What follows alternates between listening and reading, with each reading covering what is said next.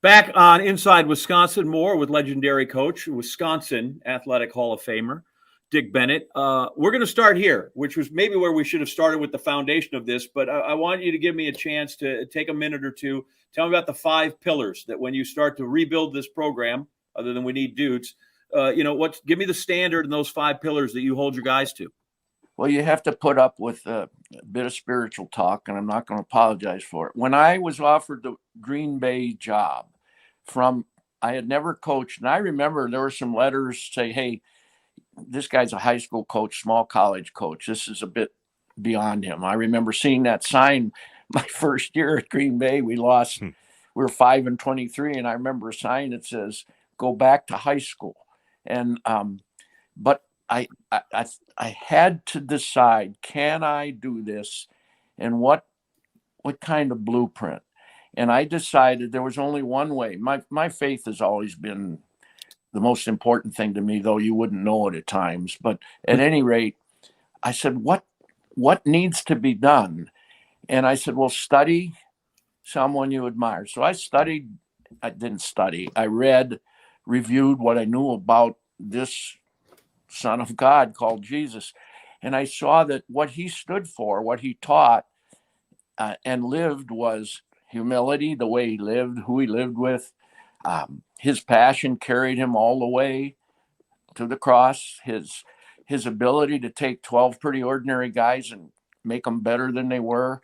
And his great message of servanthood is so important, and then being thankful in all circumstances. So I tried to recruit guys who knew who they were. I tried to recruit guys who would be passionate, and that's what you need on the defensive end. I thought that if we could bring them together, that synergy factor I spoke about earlier would be a matter. They will come together and be better as a whole than the parts sum up to be. And then I will build a system on servanthood, which at that time meant a lot of screening, a lot of extra passes, a lot of help defensively. And, fortunately, those stood the test of time. But the one thing I fought to the very end is learning. The wisdom comes when you're just down and out. And so in defeat, particularly in bad ones, there's incredible wisdom if you can face it. And you have to be thankful, which was the fifth, to be thankful always. And I must say, because it was hard. We got beat early. I made more mistakes than anybody, and we were criticized, and there was doubt, but slowly. And that's where I learned the difference between enduring and persevering. A lot of coaches endure. You endure to the bitter end, and then they let you go. But those who can persevere, you got to endure, but persevering means you're trying to do something. Mm-hmm. You're trying to improve. And so thankfully that happened. Some of it was not my doing. It was always the right kind of guys who were humble, who played passionate, who did stay together in unity, who did serve one another, and they were able to accept losing and learn from it. And that was the key to the pillars. Let's talk about Tony for a second. You obviously passed everything that you know onto him, and he couldn't be more grateful. How are you doing now that Tony, you watched him win a national championship. So talk about what that's all meant to you post coaching him here at Green Bay. It's meant so much I can't even watch his games. That's probably if I understand better, something I didn't fully understand for many years. Parents look at a game a different way than coaches.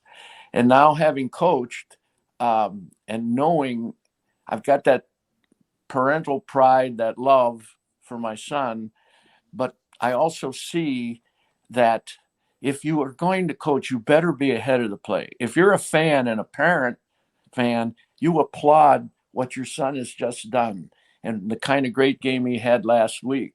But as a coach, you're always seeing the trouble around the next corner. And so when I watch a game, I see that.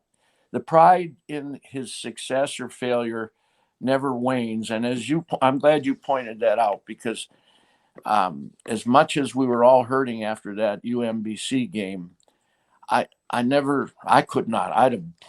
I would never have spoken to anybody, much less said what he said. His poise in that regard was amazing. So Tony's getting all this credit because he's won a national championship. He's in the ACC. If you had to match him X's and O's with his sister, could he beat Kathy, you think, if he were given the I don't know.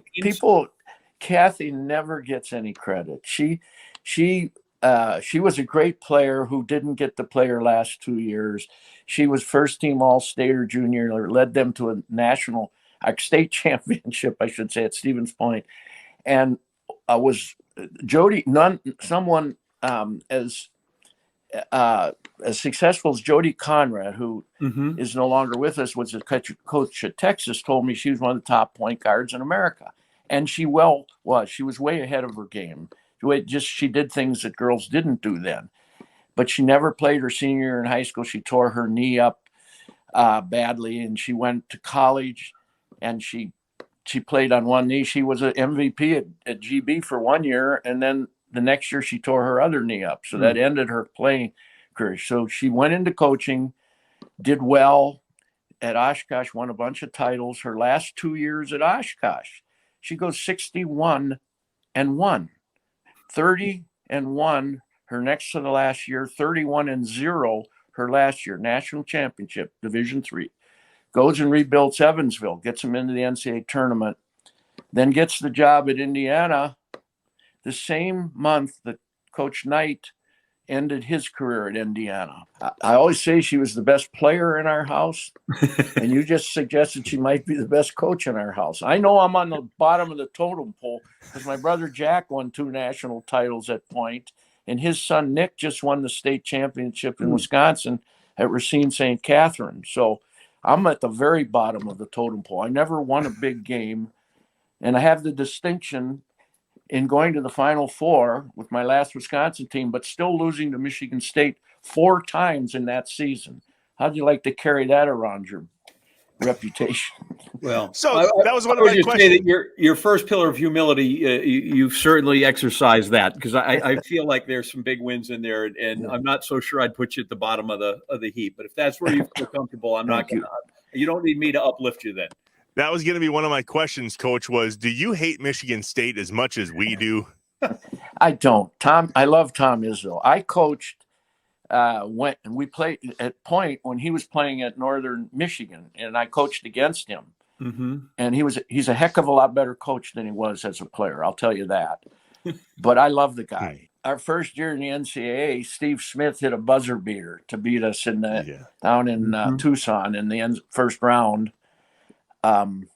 They were I've said that Michigan State team that won that title that 2000 year is still one of the best Final Four champions I can remember. I thought Baylor gave them a run last year. I thought they were tremendous, but that was an incredible team. They played like we did, only better. And Tom, as I started to say, I love Tom because what you see is who he is. And I like that. There's no phoniness there. Well, it was fun to watch. I can tell you that. We will wrap it up with Coach Dick Bennett in just a minute. We are Inside Wisconsin. Inside Wisconsin is brought to you by Baycare Clinic, Cobblestone Creek, the University of Wisconsin-Platteville, Mill Home Supper Club, Festival Foods, Capital Credit Union, North Star Mohican Casino Resort, American Family Insurance, Rolltech, and by Miller Lite. Helpful critiques, ideas, great stories, people we should know, the great bar in your town, the fish fry you want to know, the fish boil, anything that you want to reach out to us with. We are happy. We are here. You can be the inputters. We're here to listen. J.A., out of curiosity, 13 straight hours of March Madness when those things kick off Thursday, Friday. If you had to go to Festival Foods and do the perfect March Madness spread, what is the food that you have to have on there? See, and I was just going to say over the course of 13 hours, and especially the first couple of days, that first weekend, because they stretch them out, we're just going to need one of everything. I don't know if anybody's ever gone into the Festival Foods and go, hi, I'll need one of everything. But that's pretty much what I would do. Strictly the foods, right? I don't need cat litter. Okay. I might need the Charmin. Some of those things. Might need some paper products. One of everything humanly edible at Festival Foods. What's the total? I don't know. I'm going to find this out, by the way. Listen, I'm a caveman. I'm going to need some meat. I'm going to need some cheese. I'll need 72 Pepsis. I'll need some beer. That's all. I need some of those kind of I got it. All right. things, right? The staples. I might gotta have be wings. Icky Woods. I might get me some cold cuts today. Get me some cold cuts at the deli, and do the little dance.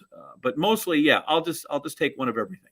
All right. I got to have wings. That's really all I'm required to have. Buffalo sauce wings. Right. All right. Shop at Can you Festival imagine, Foods. by the way, I bought one of everything and the guy goes, "Oh, sorry, man, this cream cheese, you got to buy, it's 2 for 1. I just purchased everything in the store, but you're telling me I can't use this coupon because I didn't get 2 cream One of cheeses? everything. Oh, my goodness.